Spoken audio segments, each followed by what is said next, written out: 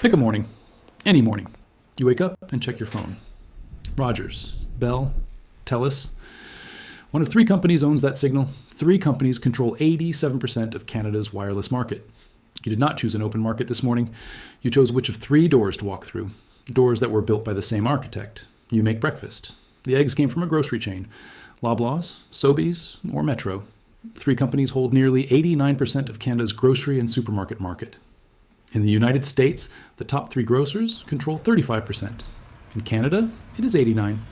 You're not shopping in a market. You're paying a toll. You drive to work. If you flew instead, you would choose between Air Canada and WestJet, two carriers that together control between 50 and 75% of domestic passenger traffic at Canada's busiest airports. Your bank account that paid for the ticket belongs to one of five chartered banks that have divided the country between them for over a century, holding 86% of all banking assets. Your car insurance, mandatory to drive, is priced by one of a handful of dominant insurers in your province, operating inside a regulatory structure that has never produced a price war. By 9 in the morning, before you have done a single productive thing, you have passed through five oligopolies. You paid the Telecom toll, the grocery toll, the banking toll, the airline toll, the insurance toll. Nobody calls it a tax. Nobody voted for it. There is no line item on your statement that says oligopoly surcharge, but it is there, every month, in every bill. Embedded so deep into the structure of Canadian economic life that most people have stopped noticing it. The way you stop noticing the weight of something you have carried for too long, this is the audit of that weight. This is the Oligopoly Tax. 1. The mechanism. How a market becomes a toll booth. An oligopoly is not a conspiracy. That is the first thing to understand. Nobody sat in a room and decided to drain the Canadian middle class. What happened is quieter, more corrosive, and far more durable than any conspiracy. What happened is structure. 3 companies in telecom, 3 in groceries, 5 in banking, 2 in airlines. Each sector settled into its configuration over decades, protected by the same 4 walls: geography, regulation, capital requirements, and the political will to never truly break them apart. In Canada, those walls are taller than almost anywhere else in the developed world. The country's low population density spread across the second largest landmass on Earth makes infrastructure expensive to build and easy to monopolize. A new carrier cannot simply enter the telecom market. They need spectrum, towers, and billions in capital before the first call connects. A new grocery chain cannot simply appear. They need cold chain logistics, supplier relationships, and real estate in markets where the incumbents already own the best locations. The barriers to entry are not accidental. They are the mechanism. Here is what the mechanism produces. When genuine competition is absent, pricing power concentrates. Companies do not need to earn your loyalty through value. They need only to exist, because leaving costs you too much. You cannot easily switch banks mid-mortgage. You cannot shop at a grocery chain that does not exist in your city.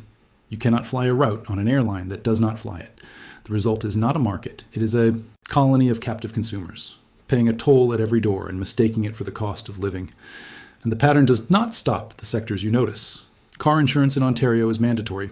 The market is dominated by a handful of carriers operating inside a regulatory framework that has produced the highest auto insurance premiums in the country, averaging over $2,000 per year per driver. In British Columbia and Saskatchewan, the provincial monopoly sets the price. In Alberta and Ontario, a small cluster of private insurers sets it for them. The mechanism is different province to province. The outcome is identical. Canadians pay more and switching accomplishes nothing, because the alternative charges the same. The subscription trap examined how Canadians are renting everything they used to own. The oligopoly tax is the upstream version of that same story. Before you even reach the subscription economy, you're already paying a structural premium just to access the basic infrastructure of modern life. The drain starts before you open your wallet. The oligopoly does not steal from you. It simply ensures that you have nowhere else to go. 2. The telecom toll. 87%. Rogers, Bell, Telus, 3 companies. 87% of Canada's wireless market. The CRTC's own 2025 market report confirmed it. The top 3 operators and their flanker brands, the discount sub-brands they created to simulate competition with themselves, control the commanding share of every major telecom category: wireless, home internet, cable television. The flanker brands are not competition. They are phantom choices, engineered to satisfy regulators while the revenue flows to the same 3 parent companies. The result is a price structure that exploits Canadians internationally. Canada consistently ranks among the most expensive wireless markets in the developed world. A basic data plan that costs $20 in France or $15 in Finland costs $80 to $100 in Canada. The carriers cite infrastructure costs across a vast geography. The geography is real. The markup is not explained by it. In 2023, the Quebecor acquisition of Freedom Mobile created a fourth national carrier and drove an 18.2% national average decline in wireless tariffs in a single year. Read that number again? One new competitor entered the market. Prices collapsed 18% in 12 months. That is not a market that was competitive before. That is a market that had been extracting a premium of at least 18% from every Canadian who had no alternative. The price drop did not last. The incumbents adjusted. The extraction resumed. The brief glimpse of what a competitive market looks like was absorbed back into the structure, like water into sand. This is the mechanism operating exactly as designed. Not through fraud. Through structure. Through the leash of a market so concentrated that a single new entrant causes an 18% price collapse. And then the system absorbs it. If one competitor can move prices by 18%, ask yourself what the other 87% was costing you before. 3. The grocery drain. The store that owns the shelf. In the United States, the top 3 grocery chains control 35% of the market. In Canada, 3 chains, Loblaws, Sobeys, and Metro, control 89%. Every independent analysis published in 2024 and 2025 confirms this figure. These 3 companies hold nearly 9 in 10 grocery dollars spent by Canadians. This is not a competitive market. This is a managed landscape. The mechanics of grocery oligopoly are different from telecom, but equally corrosive. Grocery margins are thin, typically 1 to 3% on food. The power comes not from charging more per item, but from controlling the entire chain. These companies set supplier terms. They charge fees to stock products on their shelves. They determine what enters the Canadian food supply at scale and what does not. Small Canadian food producers pay listing fees, promotional placement charges, and penalties for failing to meet volume targets. A toll system inside the toll system. Producers who cannot afford the fees disappear from the shelf. Producers who can afford the fees lose their margins. The grocery oligopoly does not just control what consumers pay, it controls what producers earn. The entire supply chain between the farm and the fork is squeezed from the top. They operate pharmacy chains, loyalty programs, and financial services inside the same buildings. Loblaws alone generated $61 billion in revenue in 2024. It is not a grocery store. It is an economic infrastructure layer that exploits its position as gatekeeper.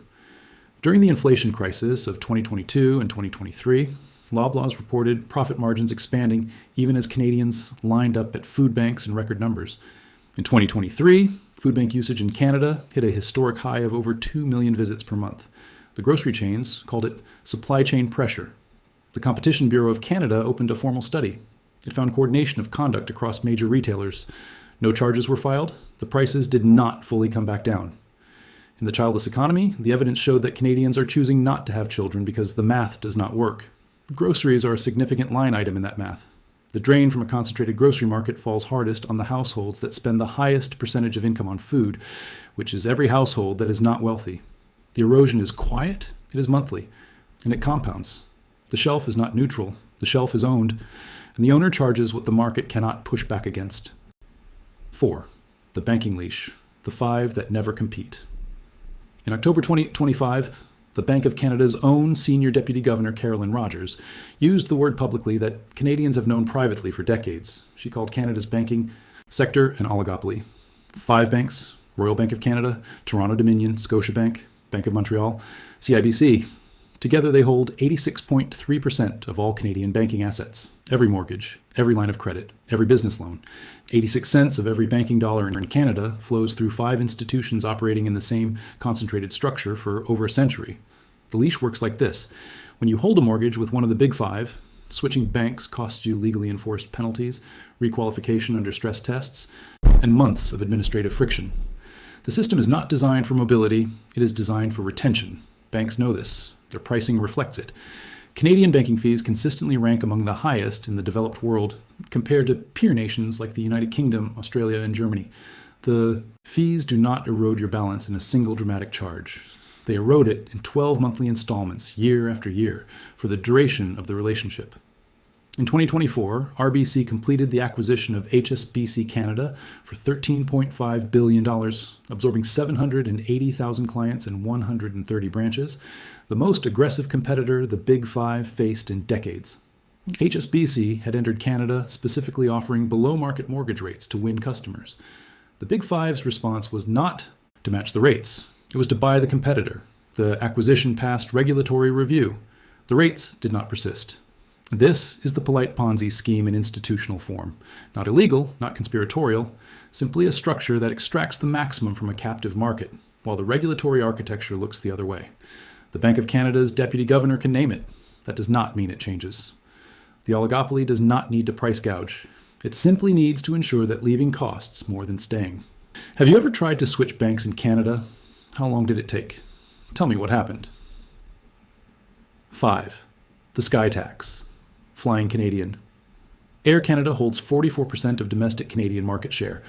WestJet holds approximately 30%. Together, they control between 50 and 75% of passenger traffic at every major Canadian airport, according to the Competition Bureau's own 2025 market study.